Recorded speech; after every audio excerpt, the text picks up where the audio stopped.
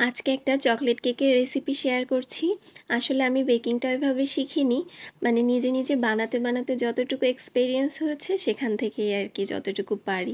মাত্র 2টা ডিম দিয়ে কিন্তু আমি আজকের কেকটা বানিয়ে ফেলেছি। কেকটা খেতে কিন্তু অনেক বেশি মজার হয়েছিল। তো এখন চলে যাচ্ছি রেসিপিতে। আমি এখানে একটা মিক্সিং বোলে 2টা ডিম ভেঙে নিচ্ছি। ডিমগুলো খুব বেশি বড় ছিল না, মিডিয়াম সাইজেরই ছিল। এর মধ্যে আমি 1/2 কাপ পরিমাণ চিনি অ্যাড করেছি। এই চিনিটা দিয়ে খুব ভালোভাবে হ্যান্ড উইক্সের সাহায্যে বিট করে নিচ্ছি। এই কাজটা আপনারা কাঁটা চামচ দিয়েও করতে পারেন। এখানে জাস্ট চিনিটা আর ডিমটা মিক্স করে নিতে হবে, ফোম ক্রিয়েট করার আসলে দরকার নাই। আর চিনিটা ভালোভাবে মিশে গেলে এর মধ্যে অ্যাড করে দিয়েছি 1/4 কাপ পরিমাণ রেগুলার সয়াবিন তেল আর 1/2 চা চামচ পরিমাণ ভ্যানিলা এসেন্স।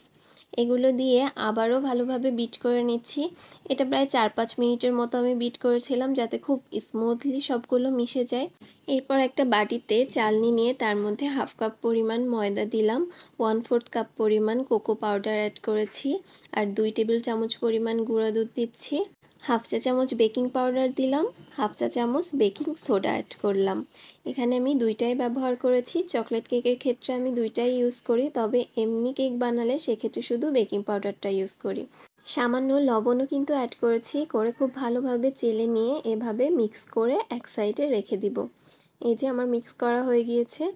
এখন ডিমের মিশ্রণটা নিয়ে আরও 1 মিনিটের মতো নেড়ে চেড়ে এর মধ্যে আমি শুকনো উপকরণগুলো মিক্স করে দিব, তবে একবারে সব দিব না, হাফ হাফ করে দিচ্ছি।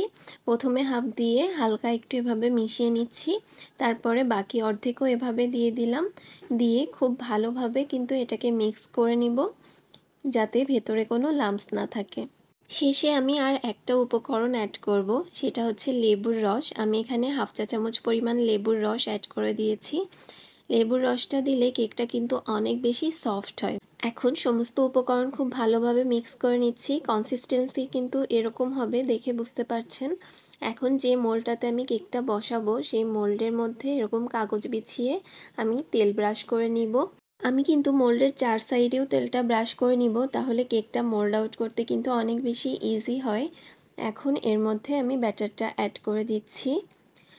সম্পূর্ণ ব্যাটারটা ঢেলে নেওয়া হয়ে গেলে এর মধ্যে যাতে কোনো বাবল না থাকে এজন্য একটা কাঠির সাহায্যে এরকম করে বাবলগুলো আমি বের করে দিচ্ছি আর হালকা একটু ট্যাপ ট্যাপ করে নিচ্ছি।